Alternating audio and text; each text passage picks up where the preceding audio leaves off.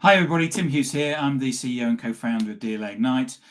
With me today, I've got Robert Mattson, and we're going to be talking about how you can change a person's thinking. Pretty cool. Robert, where can people find you? I always ask this question to people. Sure. Well, obviously, itmspeakers.com is my website. You can always find me on LinkedIn. I'm always hanging out there. So if you want to contact me, you can DM me right there.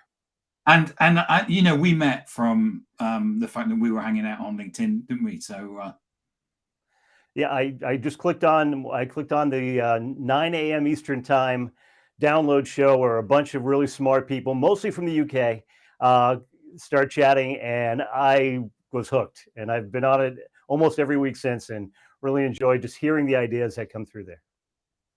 Yeah, we design it. I know this isn't about us; it's about you. But we actually, one of the team came up with the word infotainment, which is we try to actually educate but also entertain at the same time. Your background is really interesting because we're both electrical engineers, aren't we? Well, yeah, I didn't know that. So yeah, I have an electrical engineering degree. So I have an electrical engineering degree, and I've been an actor since I was 15. So I've been an actor, a playwright, singer-songwriter, woodworker. I jokingly refer to myself as a long-term dilettante. So I'm what happens when you take an engineering mindset and take a relatively creative mindset and you put them together. So I spent most of my life in product marketing, where I could understand what a product does, but also talk about it a little bit. So it worked out well. And now I'm actually more on the creative side, but still use kind of the logical flow to make sense of creativity. And I mean, it's a fascinating, polymath of skills. From the electronic engineering piece, I was trying to think of something I did at university, which I'm failing to. I blew up a bunch of power supplies. Yeah, yeah. Tesla is actually a hero of mine. The magnetism guy. Oh, I trust me. I remember him quite well. And actually, my girlfriend's a big Tesla fan, so it's a beautiful thing. Nicolo's a hell of a guy. And anyway, the thing that you've been focusing on in recent years, or the thing that we were going to talk about today, is about storytelling, isn't it? Yeah, about 4 years ago, I started the company. I was a marketing exec, and I had the opportunity to teach a class in some downtime I had. And I said, sure. So I taught a class for about 25 people, and I saw magical changes when people in business started to figure out that they didn't have to hide behind slides and they could use the elements of storytelling. And then it just took off from there, researching brain science and biomechanics and how it all fits together.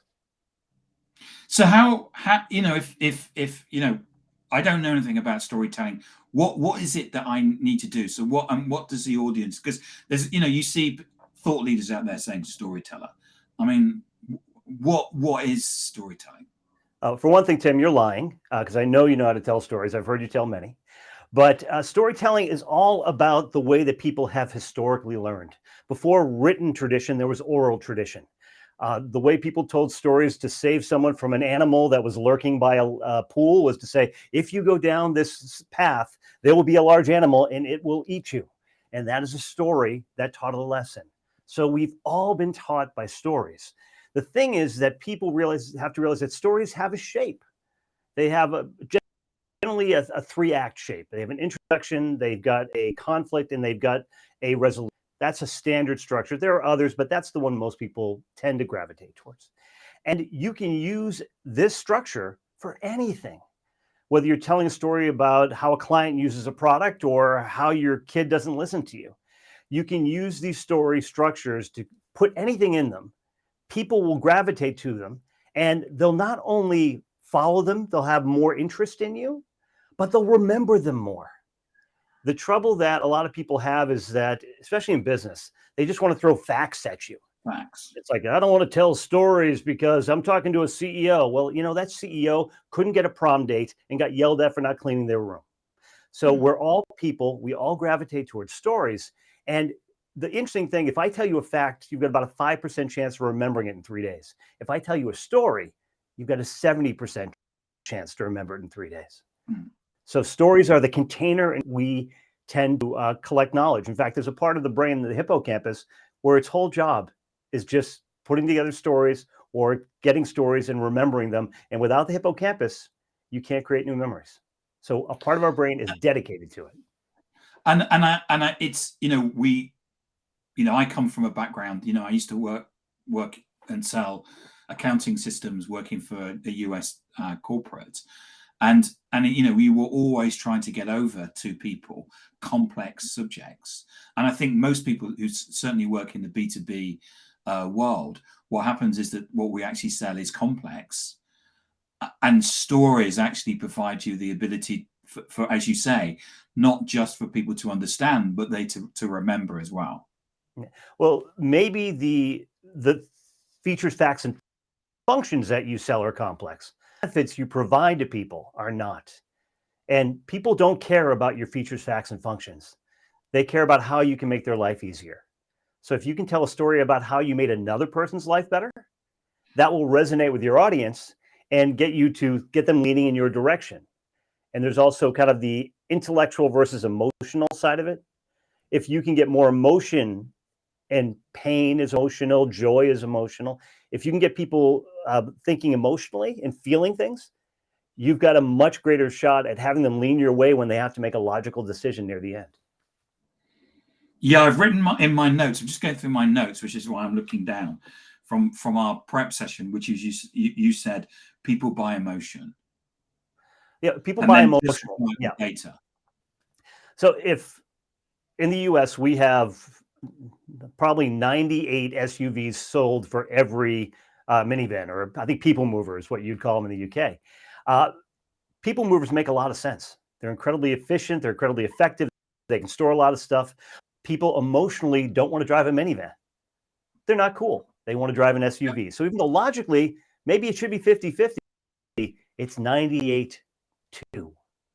So that is the power of activating emotions, because we'll figure out a way to justify not looking cool, and to the point of we look cool and we spend more money.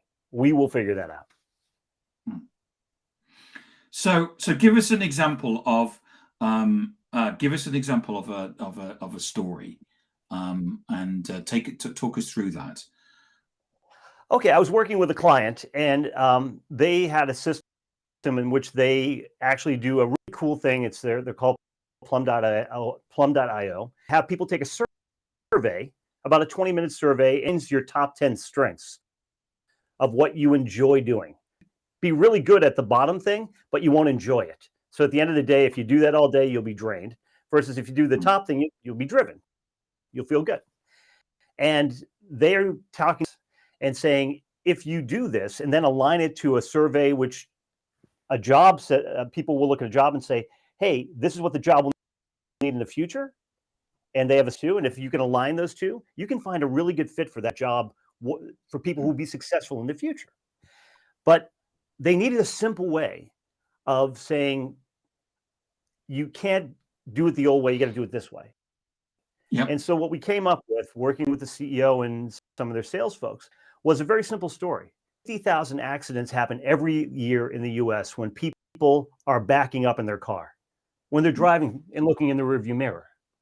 How many accidents do you think would happen if people tried to drive forward looking in their rearview mirror? A lot of companies are trying to recruit their talent looking in the rearview mirror. I'm here to talk to you about a different way of looking at it. And it's a very simple open, but it illustrates the concept in a way that hits people a certain way, even to the point where I wanted to make sure you got the feeling. Yeah. So it's little things like that. There's also simplification. A lot of people say, I'm going to throw up all the information on the slide.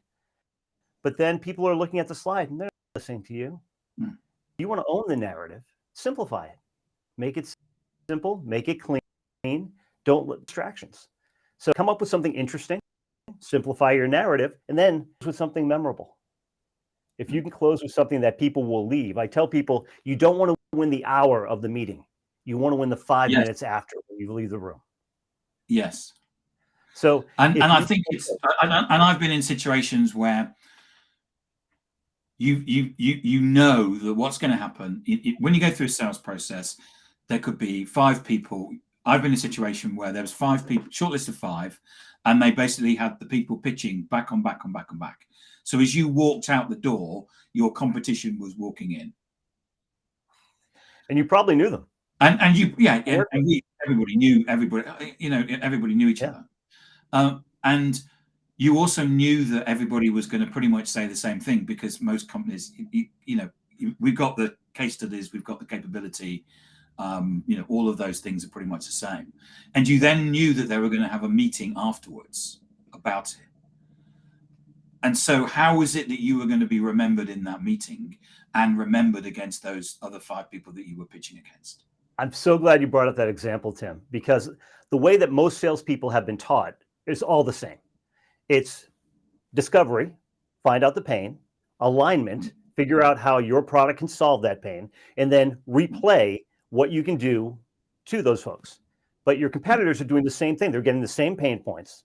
They're taking whatever features that solve those pain points, which are probably close to yours because you're trying to solve the same problem, and they're coming back. But then people complain, what's my differentiation? Well, the differentiation is you, how you go about telling your story. Yep. And there's a challenge there, and having been a marketer for many decades, I have done very bad things, Tim. I have been a bad marketer because now that I look back and I go, oh my God, I was doing all the things I tell people not to do now, which is credibility. I've made the mistakes. But yeah, I've had some career low points as well, Robert. Well, the funny thing is they weren't low points because I was doing what everyone else did. Yes. And what everyone else did is they give salespeople, here's a deck, go out and pitch. And they go one of 2 ways. So they either get people to ignore the deck and become cowboys, and they say, I'm going to do it my own way, or they become robots, and they all sound exactly the same. What you want is that magical middle ground. You don't want a robot and you don't want a cowboy. You want a jazz musician. You want someone who knows the theme, knows the melody, and can riff in a way that makes it better than it was. But people don't train their salespeople or even their marketing people that way. Here is the message. Go forth and tell this message. No. Go forth and tell the truth of this message. And bring your own creativity, because salespeople are creative. Bring your own creativity to it and show me something better than what I gave you. That's what I think is most effective. Yeah, it makes a lot of sense. And I think that, there's, as you know, that there's everyone has a pitch deck. And, you're supposed to pitch it, and magically what's going to happen. It's a bit like, the view is what we're going to do is we're going to put a black box on the table and we're going to turn a handle and they're magically going to get by. But I remember talking to somebody and they'd worked at Oracle, Siebel, and SAP, and they said they'd used exactly the same slides. They never changed the slides in the time that they were working for 10 years. Yeah, my favorite is, that's true. That's absolutely true. And then when they have the deck, it's like, well, how did you customize it for the customer? Oh, I put their logo on the front page. It's like, your goal is not to just impart information. It's to know who you're talking to in the room and how are you going to change their thinking. Now, I don't mean hypnotize them or, play some kind of flim-flam on them. I mean, how are you trying to give them information in a memorable way that's important to them, that will get them to take that in and think in a different way? Because changing an opinion is the long con. It takes a long time.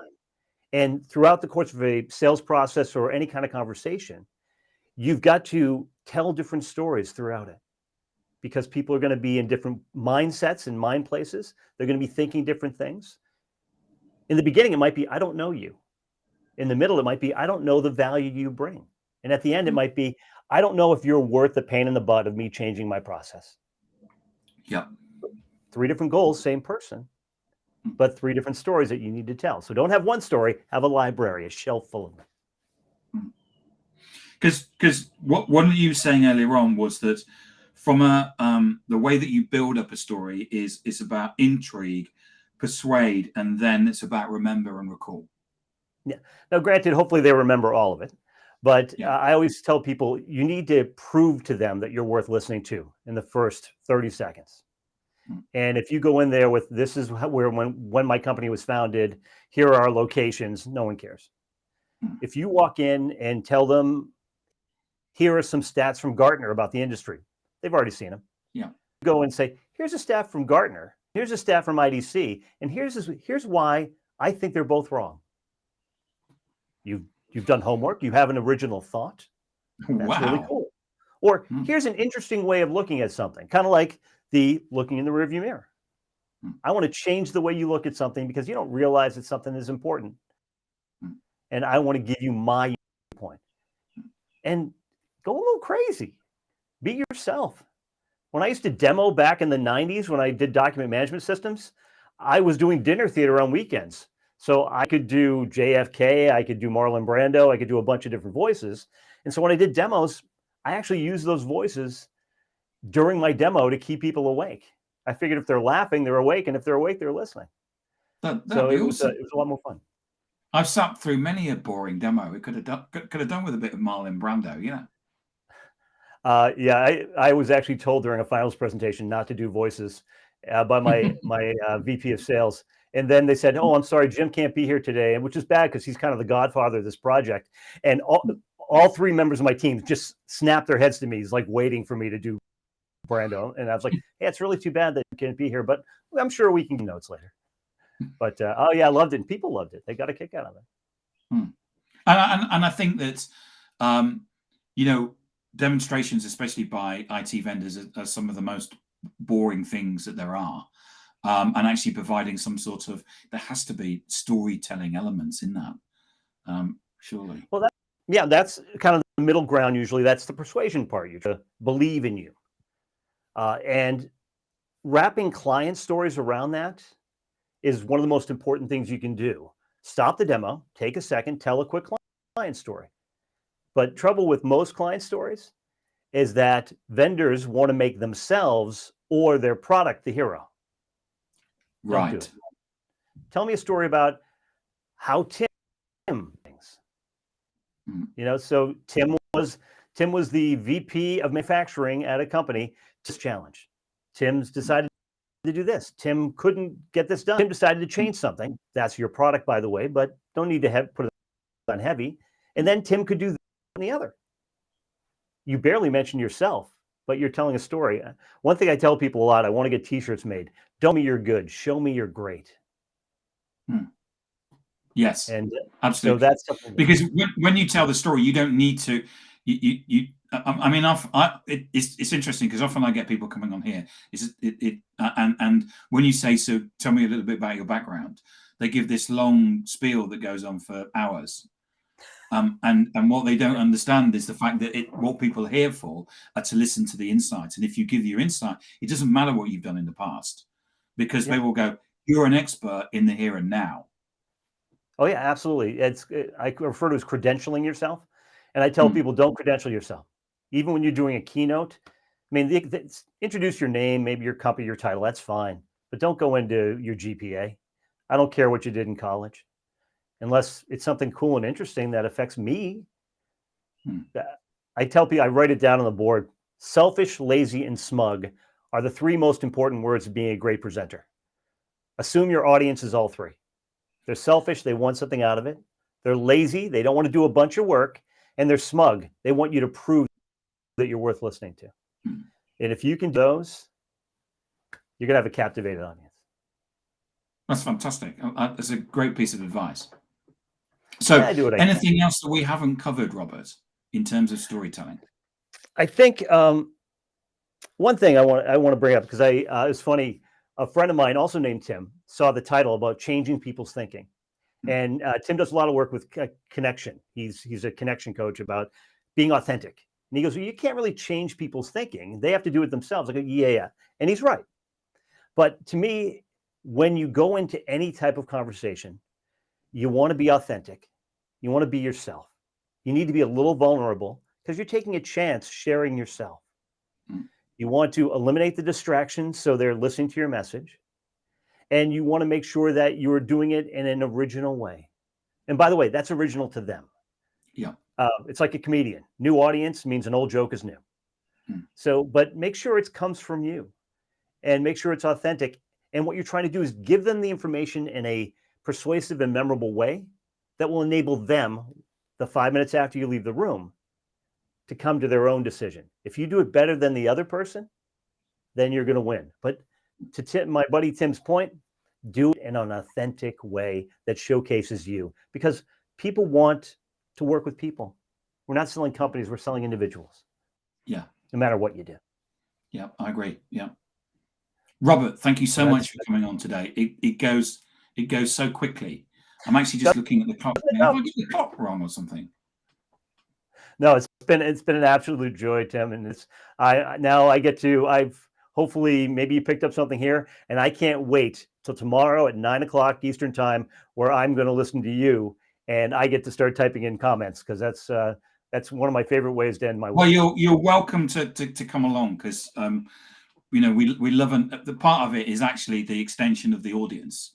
And I was talking to someone today actually that they're actually going to come on to do one of these, because they were the audience actually like you. I met you from being on the audience of the digital download. One of the things I said is that it's okay disagreeing with each other. Yeah.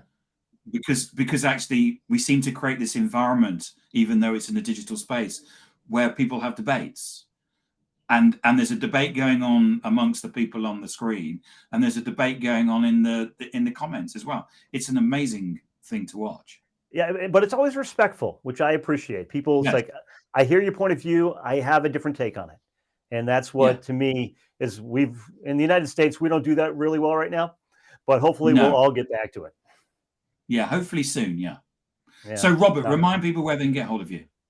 Robert Mattson. You can find me on LinkedIn, Mattson. ITM Speakers, that's Plum, is a great way to connect with me. Or Robert at ITM Speaker. You can send me an email. Any of those is just fine. I'd love to chat with anyone. Fine, brilliant. Thank you so much for coming on today, Robert, and sharing your expertise. It's been amazing. And as I said, it went so quickly. That's a good sign. Thank you, Tim. It was a joy. It is a good sign, yes. Thanks, Robert. Bye. All right.